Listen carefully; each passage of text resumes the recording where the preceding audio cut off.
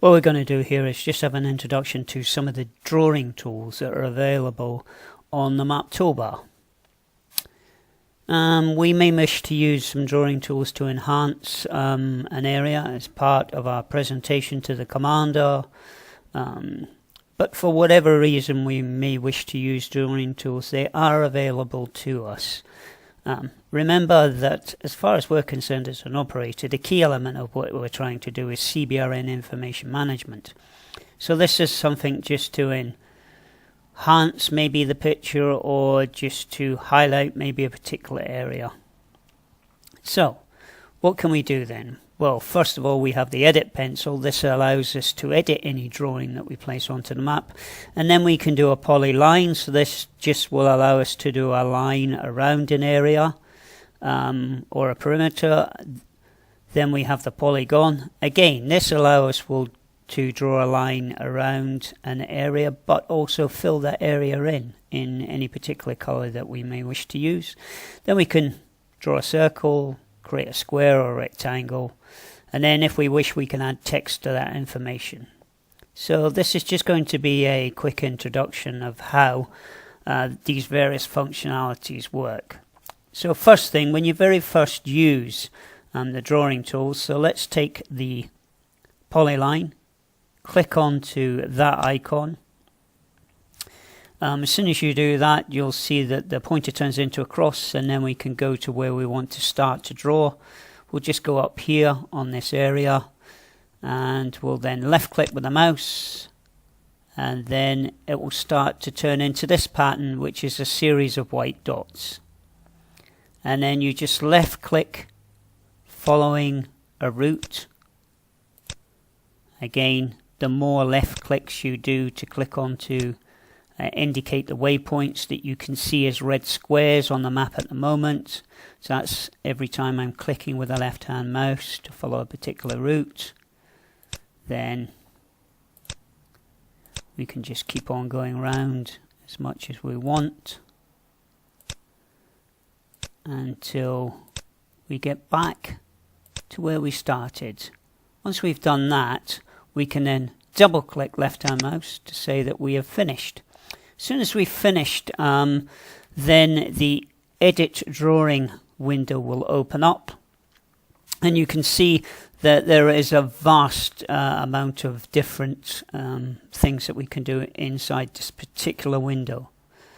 First thing we can do is change the color. So let's change the color. We'll turn it to a light blue. We can go OK. Then we have pattern 1 and pattern 2. That makes up the actual drawing itself. So whatever we place in here, the majority of the time we're going to place exactly the same in here. So for pattern 1, we want a straight line, and for pattern 2, we want a straight line. Okay. And then we want to close all the gaps up. At the moment we've got gaps. So we're going to close those gaps down for pattern 1 and close them down for pattern 2. And there we go. We can have a halo around. We can increase the thickness of that halo or decrease the thickness of the halo or shadow, whatever you want to call it, around.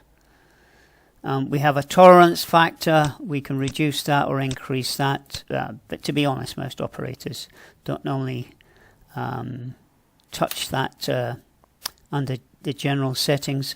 And roundness, it's quite round at the moment. We can decrease the roundness to make it a lot more sharper, or we can increase the roundness.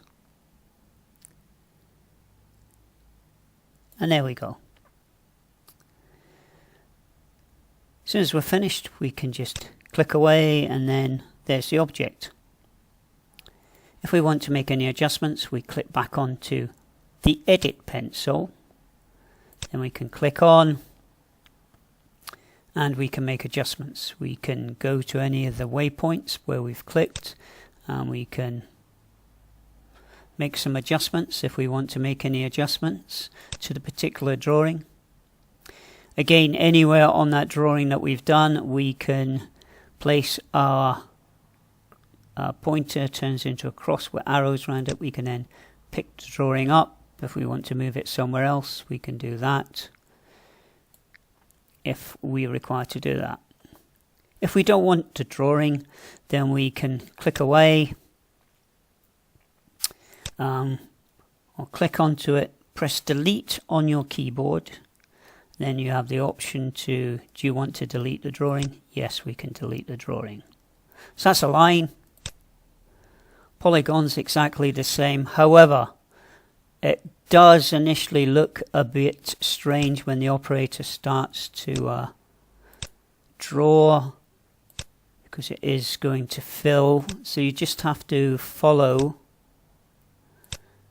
the route as you do before. Try to ignore the second line, this line that you're seeing here, and just follow on. It's like an elastic band going around an object. That's all it's doing. And then like so. In this case, at the bottom, we have the ability to fill the drawing in a different color. If that's what we want to do, we can do that. But the rest of the information is the same. You will notice that when I made the changes in the first drawing, it kept all those changes for all subsequent drawings that I'm going to do. Okay. So again, if I don't want that drawing, I can click on, ask it to delete, and then it will delete. For a circle, we can just draw a circle. Again, for circle, we do have a fill capability, and it will just keep the last settings that you placed in. Okay, so that's a circle, and then let's delete that. Then we have a square or a rectangle, again possibly around an area that we're interested in. We can do that. If we want to add text, we can click on, we can add text, we can call the text whatever we want to say, C point of departure or whatever it may be. There we go, there's our text there. It's a bit dark, so let's make it a different color. Go OK. We can then change the font if we want to change the font. We will go bold, and there we are. Again, I'm still in the edit pencil, so I can edit this if I want. I can hold on to the bottom corner here, make that text bigger.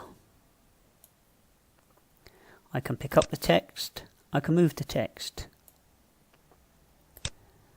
If I want, I can hold on to a corner, I can rotate the text. As I'm decreasing, increasing the size, it's entirely up to me. See if I can, there we go, like so.